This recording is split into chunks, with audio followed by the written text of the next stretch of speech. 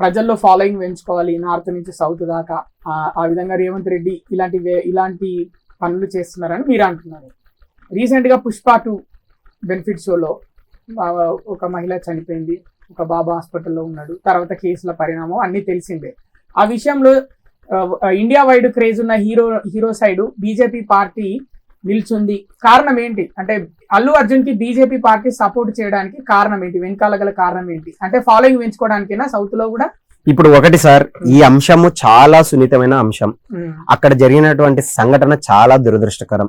వాస్తవంగా సినిమా థియేటర్లలో premier shows కావచ్చు, బెనిఫిట్ షోస్ కు హడావిడి ఉంటది, ఫ్యాన్స్ హడావిడి. సో రకరకాల రీజన్స్ తో వాళ్ళు పర్మిషన్స్ తీసుకున్నామని మీడియా వాళ్ళు అంటున్నారు. I mean Mythri movie makers, Sandhya theatre యజమాని, మేము క్రౌడ్ ఎక్కువ ఉంటుంది సో రావద్దు అని అన్నామని వాళ్ళు అని చెప్తున్నారు.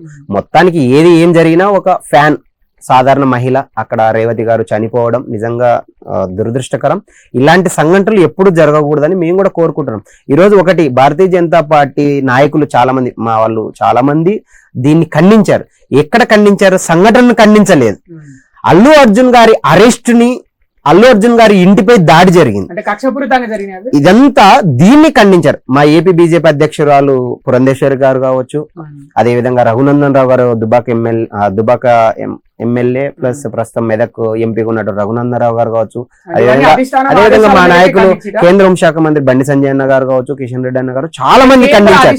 కేవలం అధిష్టానం ఆదించడం కాదు, దీన్ని మానవీయ కోణంలో చూడాలి. అక్కడ ఒక మహిళ చనిపోయింది, అది వాస్తవమే. అదే విధంగా అల్లు అర్జున్ ని, A11 గా ఉన్నటువంటి అల్లు అర్జున్ ని ఏ విధంగా అతను ప్రత్యక్షంగా ఆమె చనిపోవడానికి కారణం కాదు. ఓకే, క్రౌడ్ లో అది జరిగిన సంఘటన దురదృష్టకరం. సో అతన్ని కక్షపూరితంగా వ్యవహరించారు, అతని అరెస్ట్ ని వాడుకున్నారు అని చెప్పేసి మీడియా ముఖంగా ప్రతి ఒక్కరు ట్రోల్ చేశారు. భారతీయ జనతా పార్టీ నాయకులు ఎవరైనా కూడా, అంటే ఎంపీలు కావచ్చు, ఎమ్మెల్యేలు కావచ్చు, లేదంటే సామాజిక స్పృహ ఉన్నటువంటి ఎవరైనా కూడా ఈ అంశంపై ఒకటే మాట్లాడారు, అతని అరెస్ట్ ని ఖండించారు. అదేవిధంగా అతని ఇంటిపై దాడి జరిగింది, దాన్ని ఖండించారు. ఒక నేషనల్ అవార్డు విన్నర్ ని ఈ విధంగా అరెస్ట్ చేయడము, సో మేము చెప్పిందే వినాలి, మేము చెప్పినట్లే చేయాలి, ప్రభుత్వం మాది, మా అజమాయిషిలోనే మీరు పనిచేయాలి, మీరు ఎటువంటి హైపులు అయినా ఏదైనా మేము చెప్పినట్లే నడుచుకోవాలని చెప్పేసి ధోరణితో ముందుకు పోతుందని చెప్పేసి అన్నారు.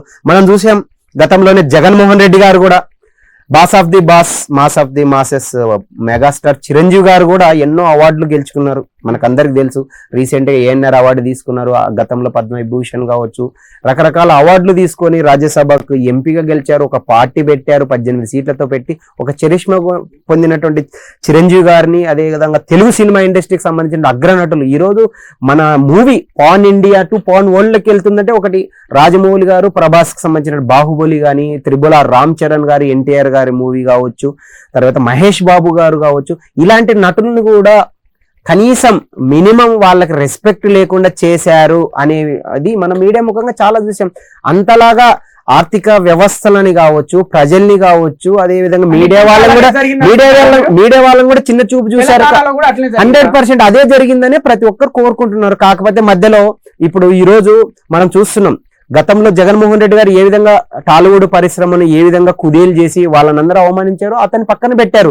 రాబోయే రోజుల్లో కూడా ఖచ్చితంగా రేవంత్ రెడ్డి గారు కూడా ఇదే జరగవచ్చు కూడా. అల్లు అర్జున్ గారికి ఇప్పుడు దేశవ్యాప్తంగా క్రేజ్ ఉంది. ఆ క్రేజ్ ని ఇటు బీజేపీ పార్టీ వాడుకోవాలని చూస్తుంది, ఇటు కాంగ్రెస్ పార్టీ వాడుకోవాలని చూస్తుంది అని ప్రజలు అంటున్నారు. మేము ఒకటే చెప్పాం సార్, ఓట్ల కోసం తర్వాత వేరే విధంగా సింపతి కోసం ఎప్పుడు రాజకీయాలు చేయదు భారతీయ జనతా పార్టీ. సో మీరు ఒకసారి బాగా ఫ్లాష్ బ్యాక్ లో కూడా చూడండి, ఎందుకంటే మోదీ గారు కావచ్చు, తర్వాత మా జాతీయ అధ్యక్షులు JP నడ్డా గారు కానీ, కేంద్ర హోంశాఖ మంత్రి వర్యులు అమిత్ షా గారు కూడా ఎప్పుడైనా ఒకటే స్లోగన్ ఇస్తారు, మేము ప్రజల కోసం పనిచేస్తాం, ప్రజా సంక్షేమం కోసం పనిచేస్తాం, రాజకీయాల్లో మేము రాజకీయ ప్రయోజనాల కోసం పనిచేయము, మాకు ఓట్లు మాత్రమే కాదు, ప్రజల యొక్క ప్రాధాన్యం చాలా ఇంపార్టెంట్, దేశ ప్రాధాన్యం అని చెప్తారు.